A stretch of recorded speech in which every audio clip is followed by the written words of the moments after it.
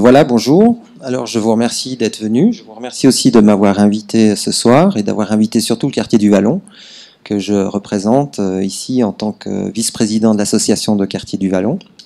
J'ai aussi, comme annoncé avant, deux personnes qui se sont jointes pour présenter un petit peu une vision différente que la mienne, forcément. C'est la vision de l'animation socioculturelle qui existe dans le Vallon depuis bien des années déjà.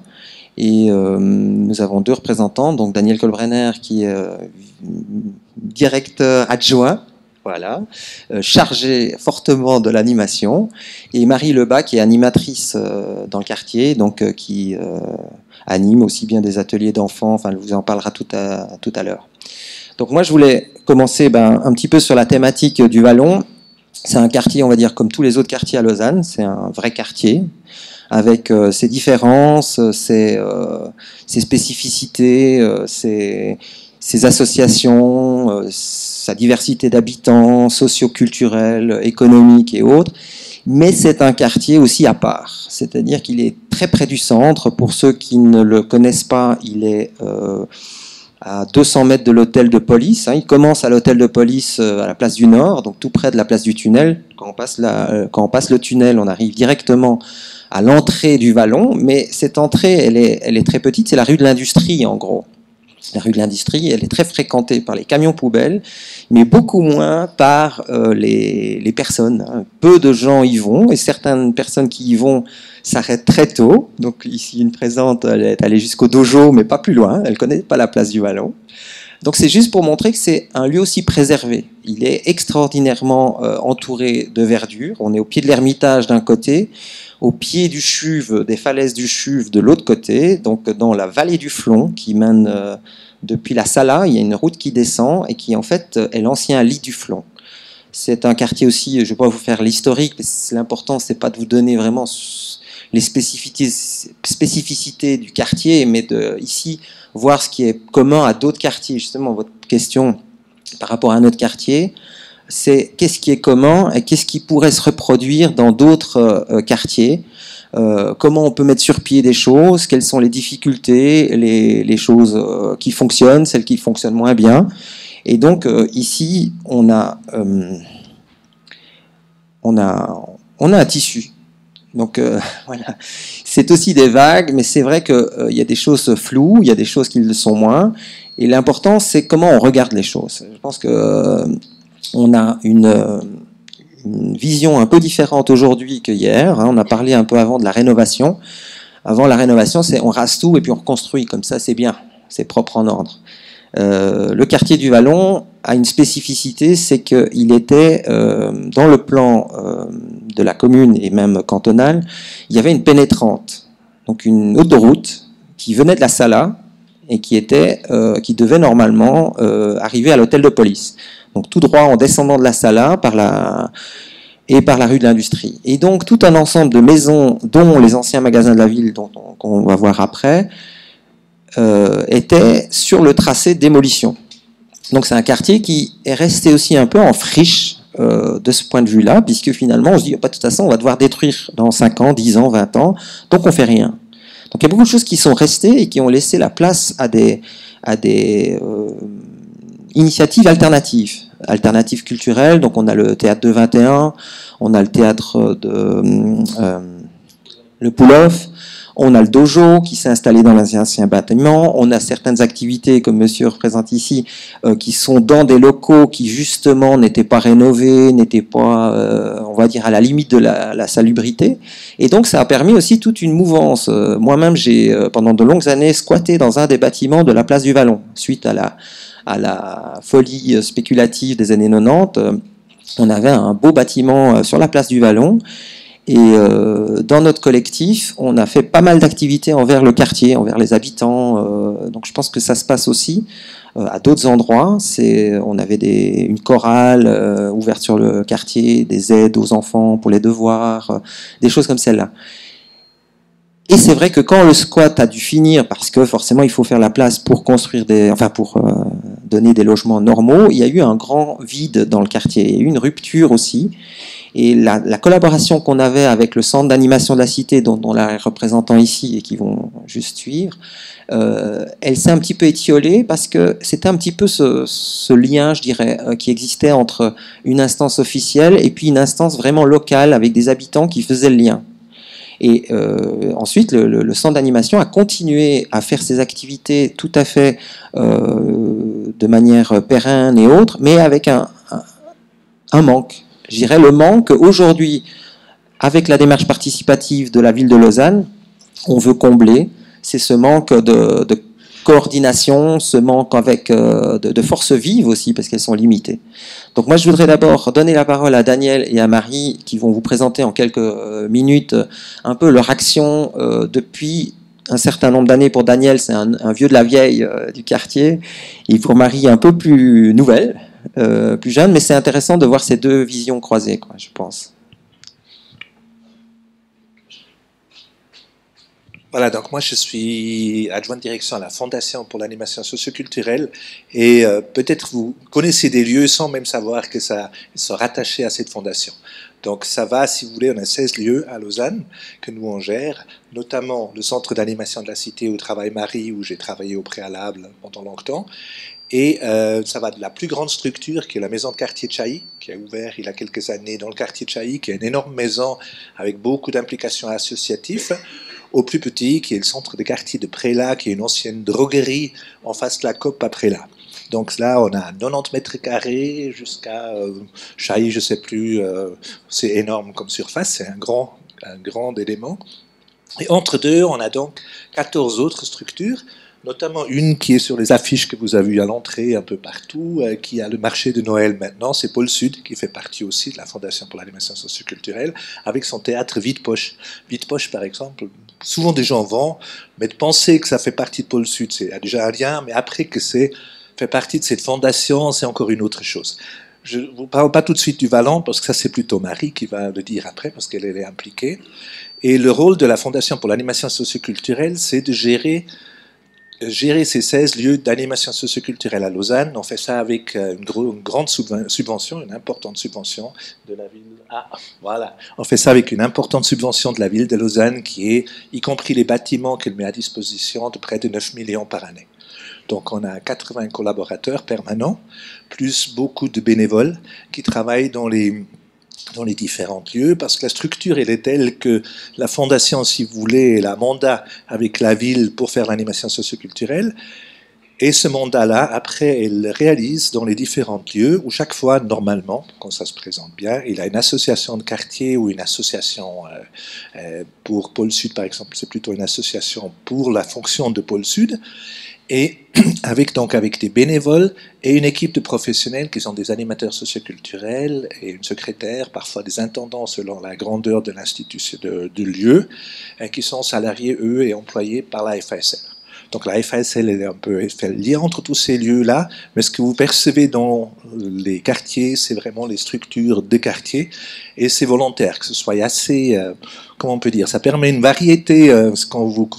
les différents lieux, peut-être vous connaissez, vous voyez que c'est assez différent. Entre une maison de quartier Sougar, ou Chailly, Pôle Sud, Prélat, peut-être au Boussan, et là, le centre d'animation de la Cité qui m'arrive à présenter un peu plus par rapport au Valent. Et une des missions, si vous voulez, de l'animation socioculturelle que nous on amène, c'est vraiment être là au soutien de la population, permettre à développer des initiatives citoyennes, favoriser, par exemple, à Sougar actuellement, tous les débats autour de l'élargissement de la gare.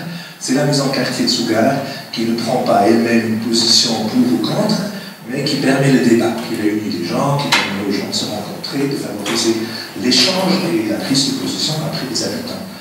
Et c'est dans ce mode-là qu'on a fonctionné au Valent. Le centre de l'animation de la Cité est dans une de ces 16 structures qui s'occupe, il a un peu deux jambes, si on peut dire, une qui est très visible à travers toute la ville, qui est là où on chante et ses spectacles, qui est itinérant, qui est derrière chaque été tous dans le quartier de la ville. Et l'autre métier, si on peut dire, c'est l'intervention au quartier du Valent. Et là, je laisserai Marie amener ça. Comment on est arrivé au Vallon, peut-être c'est un peu moi qui ai l'histoire là, c'est qu'on a constaté que le quartier du Vallon, dans cette idée que Pascal a déjà présentée, était un peu délaissé. Il y avait beaucoup de familles, et du fait que les appartements délaissés sont devenus relativement bon marché, beaucoup de familles migrantes qui habitent là, beaucoup de personnes au moment des conflits dans l'ex-Yougoslavie, par exemple, il y avait un énorme afflux de demandeurs d'asile, de personnes finalement de migrants qui sont installés dans ce quartier-là, avec beaucoup d'appartements aussi qui sont aussi pour des questions de tarifs et un peu de simplicité, occupés par des étudiants, par des jeunes artistes. Donc un quartier qui a amené une mixité très intéressante. Par contre, il y avait une place de jeu qui est sur la place du Nord, qui est une place sur le carrefour le plus pollué de Lausanne, avec le plus gros trafic à Lausanne, une petite place de jeu. Et les enfants de tous ces quartiers, y compris ceux du haut de la rue Saint-Martin, se trouvent sur ces places de jeu. Et alors, est-ce qu'on laisse simplement ces enfants-là, ou est-ce qu'on intervient, qu'on propose quelque chose? Et c'est ce qu'on a fait il y a une quinzaine, je pense qu'on a commencé à animer au Vallon, une quinzaine d'années, une vingtaine d'années même. On a commencé à travailler sur ces places-là, et à partir du travail avec les enfants, on a commencé à travailler avec des adultes, avec un groupe d'habitants qui ne voulaient pas se constituer à l'époque en association, ça c'est plus récent, et on est intervenu dans ce sens-là. Ça vous donne un peu un exemple de comment, à partir du centre des quartiers, cette animation socioculturelle, on peut développer des éléments. Je dirais, en plus de ces SDE, il y a peut-être quelque chose que je voudrais juste mentionner. Peut-être que vous avez passé dernièrement, ces dernières années, une fois, la place du tunnel, donc dans l'été. C'est aussi une action ponctuelle, organisée et financée par la Fondation pour l'animation socioculturelle. Et là, on intervient quand je vois l'intérêt de votre association, de votre regroupement ici, autour des alternatives citoyennes. Là, à travers cette occupation de l'espace pendant les semaines de vacances d'été, où on crée complètement, on transforme, on enlève tous les bagnoles qui sont poussés à l'extérieur, et on crée un espace pour les habitants du quartier. Pour les jeunes autour, pour les enfants, mais pas uniquement, c'est vraiment pour les habitants du quartier. De plus en plus, on aperçoit qu'il y a ce besoin-là. Et là, on occupe un espace, une friche urbaine, qui est vouée peut-être dans 20 ans, 30 ans, une fois de voir un nouveau jour au niveau de la ville, mais la ville n'a pas les moyens ni un projet concret à ces places.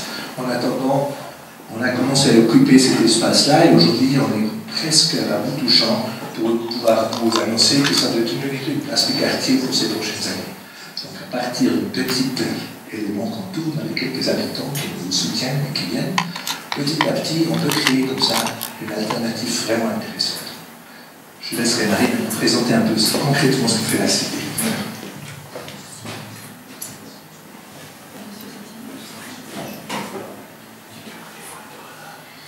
Alors voilà, en fait, nous, on est 2 animateurs à la cité actuellement à travailler au Vallon. On se répartit chacun à 20%, donc c'est pas énorme sur un temps de travail. Ce temps, on consacre principalement à des activités d'animation. Comme Daniel le disait avant, il y a beaucoup d'enfants qui se retrouvent sur cette place. Parfois, on peut aller jusqu'à 30, 40 enfants par après-midi. Donc, la belle saison, au printemps et jusqu'en automne, on organise chaque après-midi, mercredi après-midi, une animation qui s'appelle le Café Roulotte, qui a pour but de permettre déjà que les enfants présents, elles et leurs parents, souvent des mamans, trouvent des activités dans leur parc. Et puis, une chose qu'on remarque aussi beaucoup, c'est qu'on a l'intention aussi de travailler sur le vivre ensemble, et le vivre ensemble aussi autour du jeu, ce que l'équipe d'avant, avec Daniel notamment, portait beaucoup, et la mixité sociale et de favoriser ce lien. Et puis, depuis un certain temps, on travaille aussi beaucoup sur le lien parent-enfant, avec ce Café Roulotte. On essaie d'accorder une attention particulière aux parents, comme je le disais, des mères, surtout en provenance de l'ex-Yougoslavie, qui sont aussi des fois peu insérés dans la vie sociale lausannoise de manière générale. Et donc voilà, on a ces mercredis après-midi, on essaie de travailler là-dessus. On a aussi des fêtes de quartier, où là on essaie d'élargir un petit peu l'action, le Vide-Grenier, Saint-Nicolas, où on essaie de faire que l'activité puisse un peu inviter d'autres personnes que juste une population enfant, adulte, mais qu'elle puisse aussi toucher les étudiants, les habitants. Assez récemment, l'année passée, une association de quartier s'est créée qui notamment était issue de la démarche participative et du groupe de suivi. Et là, comme Daniel le disait aussi, l'intention du centre d'animation de la Cité, c'est vraiment de soutenir une démarche citoyenne, de soutenir les associations qui sont en place, les groupes d'habitants. Et pour ça, on essaie de faire le mieux. On essaie aussi d'être le relais auprès de la ville, auprès de la Fondation pour l'animation socioculturelle, pour que les volontés de la population puissent au mieux être entendues.